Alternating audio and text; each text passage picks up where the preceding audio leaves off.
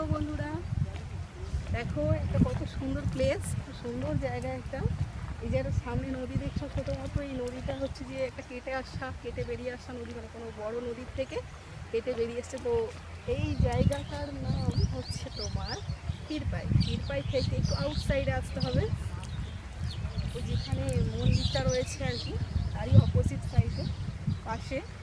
তো জায়গাটা দেখতে পাচ্ছ কত সুন্দর, একবার দেখে নাও জায়গাটা, একটু দেখতে দারুণ জায়গা। মানে এত সুন্দর, জলটা দেখে তো নেমে পড়তে ইচ্ছে করছে। মানে কী বলবো, যদি না স্নান করে আসতাম বাড়ি থেকে সত্যি নেমে পড়তাম, এত সুন্দর।